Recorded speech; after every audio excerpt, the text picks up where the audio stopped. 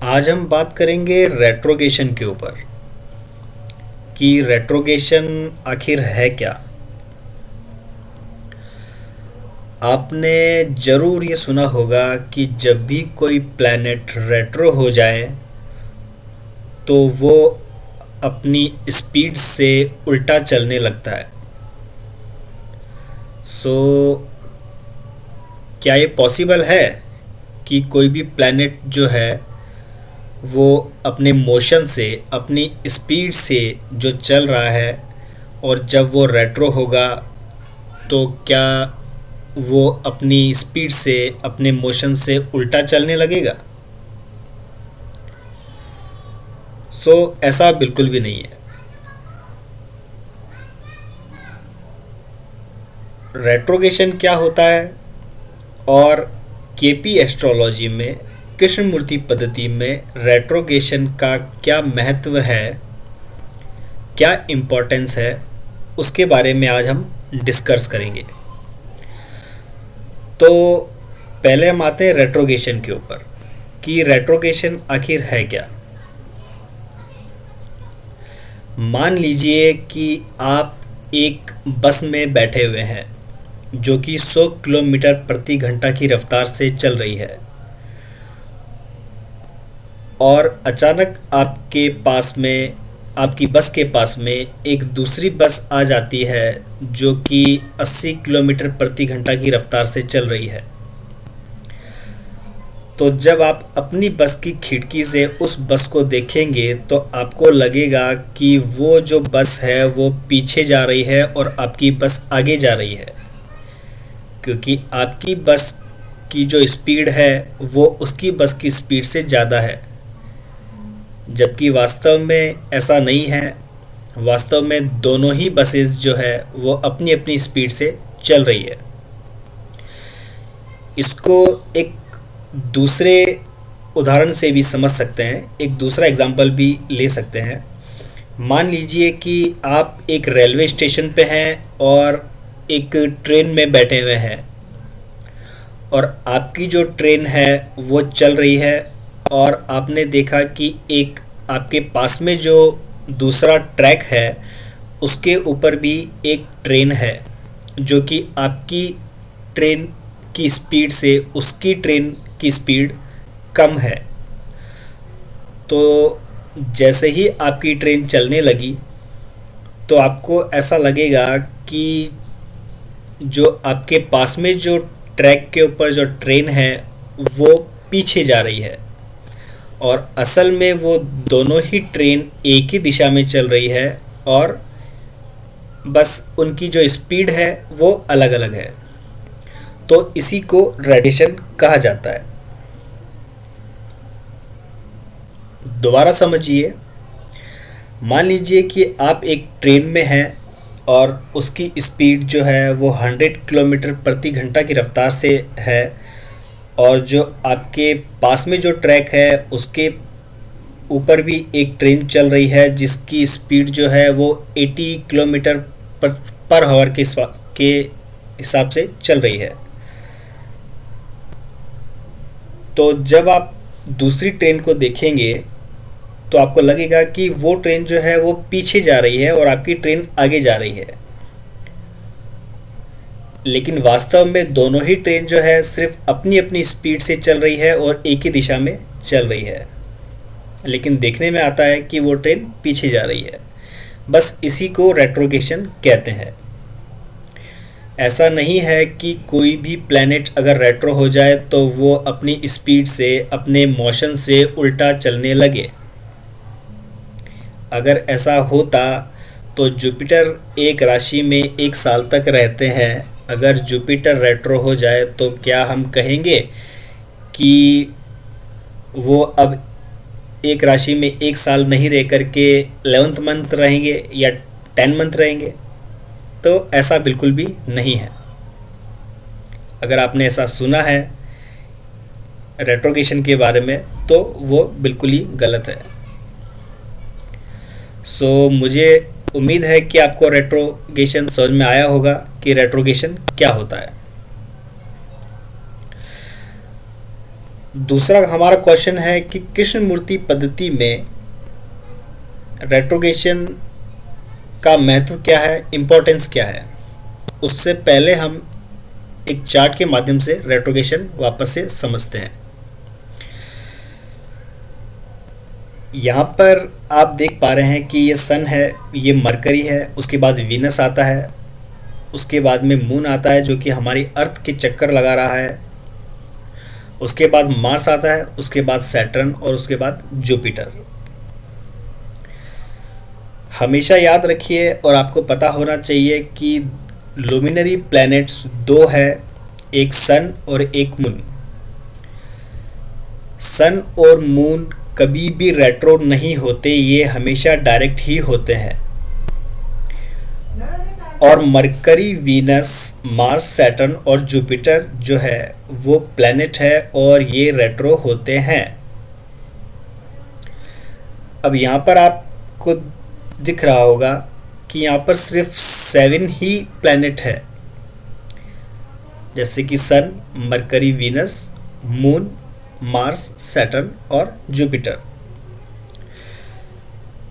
आप जानते हैं कि मून जो है वो हमारी अर्थ के चारों तरफ चक्कर लगाता है, तो हमारी जो अर्थ है उसका ये जो पॉइंट है ये साउथ पोल है और ये जो पॉइंट है वो नॉर्थ पोल है।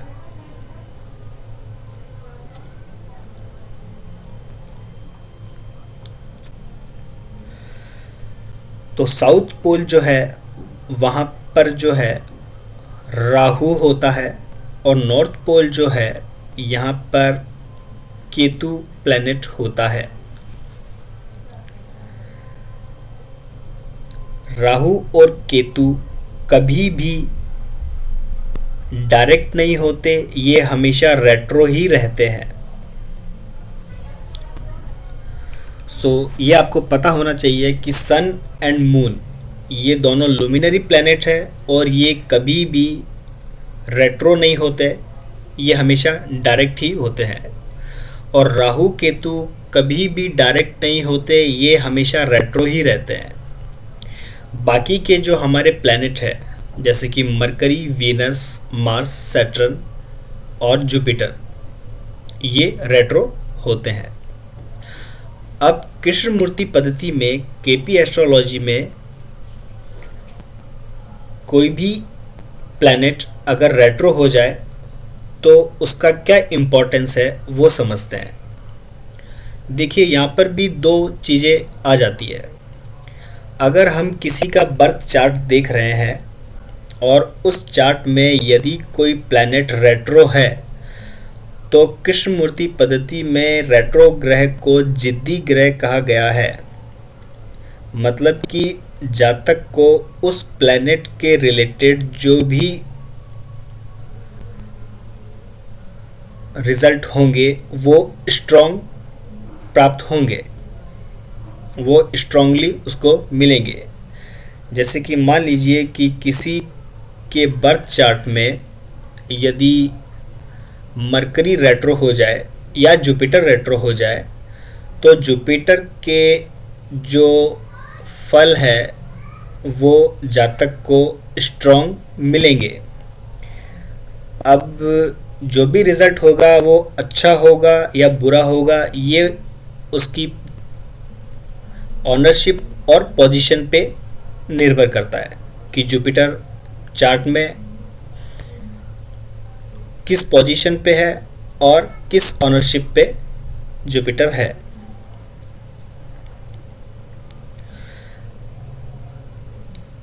कृष्ण मूर्ति पद्धति में केपी एस्ट्रोलॉजी में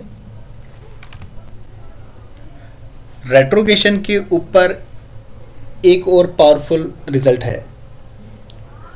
मान लीजिए कि आपके पास में कोई भी जातक आता है और आपसे कोई भी सवाल करता है, जैसे कि मान लीजिए कि कोई भी जातक आपके पास आया और उसने आपसे सवाल किया कि मेरी शादी कब होगी, तो आप शादी के लिए 7th हाउस देखेंगे। अब रेट्रोगेशन के ऊपर केपी एस्ट्रोलॉजी में ये गोल्डन रूल है रेट्रोगेशन के, कि जब जातक आपके पास आया है किसी सवाल को लेकर, और जब आप उसके सवाल के रिलेटेड आप रिज़ल्ट निकालेंगे और कोई भी प्लैनेट अगर उसके सवाल से रिलेटेड रेट्रो हो गया, तो उसके फल जो है अलग अलग प्राप्त होंगे उस जातक को, जो कि मैं अभी आपको बताऊंगा। आते हैं हमारे पॉइंट पे। मान लीजिए आपके पास में कोई भी जातक आया और पूछता है कि मेरी शादी कब होगी, तो आप उसके लिए 7th हाउस देखेंगे। 7th हाउस में यदि 7th हाउस का कस्पल सबलॉर्ड अगर रेट्रो हो जाए, तो जब वो डायरेक्ट होगा तब वो घटना हो जाएगी। अगर 7th हाउस के कस्पल सबलॉर्ड का स्टार लॉर्ड रेट्रो हो जाए, तो वो घटना कभी नहीं होगी। और अगर 7th हाउस के कस्पल सबलॉर्ड का सबलॉर्ड रेट्रो हो जाए, तो भी वो घटना कभी नहीं होगी। वो घटना तभी हो सकती है जब उस प्लैनेट की महादशा, अंतरदशा, प्रत्यंतर दशा, सूक्ष्म दशा और प्राण दशा निकल चुकी हो। जैसे कि मान लीजिए 7th हाउस का कस्पल सबलॉर्ड सन है और उसका स्टार लॉर्ड जो है वो वीनस है, तो वीनस की जो महादशा होती है वो 20 वर्ष की होती है। अगर कोई जातक आपके पास में आया है और उसकी उम्र 30 साल की है और अभी तक उसकी वीनस की महादशा नहीं चल रही है और वीनस जो है वो रेट्रो है, तो 20 साल की महादशा के बाद में ही उसकी शादी होना संभव है। मैं फिर से रिपीट करता हूँ आपको कि जब भी आपके पास यदि कोई जातक आ रहा है और आपसे कोई भी किसी भी हाउस से रिलेटेड सवाल करता है, तो आपको उसका कस्पल सबलॉर्ड, उसका स्टार लॉर्ड और उसका सबलॉर्ड देखना है। यदि किसी भी हाउस का कस्पल सबलॉर्ड रेट्रो हो जाए, तो जब वो डायरेक्ट होगा तब घटना हो जाएगी। अगर कस्पल सबलॉर्ड का स्टार लॉर्ड रेट्रो हो, तो वो घटना कभी नहीं होगी, और वो घटना तभी संभव है जबकि उस प्लैनेट से रिलेटेड महादशा, अंतरदशा, प्रत्यंतर दशा, सूक्ष्म दशा और प्राण दशा उसकी निकल चुकी हो। और कस्पल सबलॉर्ड, किसी भी हाउस के कस्पल सबलॉर्ड का सबलॉर्ड यदि वक्री हो जाए, रेट्रो हो जाए, तो भी वो घटना नहीं होगी। वो घटना तभी हो सकती है जबकि उस प्लैनेट की महादशा, अंतरदशा, सूक्ष्म दशा, प्राण दशा निकल चुकी हो। तो मुझे उम्मीद है आपको रेट्रोगेशन बहुत अच्छे से समझ में आया होगा। यदि कोई क्वेश्चन हो तो आप मुझे ज़रूर लिखें, मैं आपको आंसर ज़रूर दूंगा।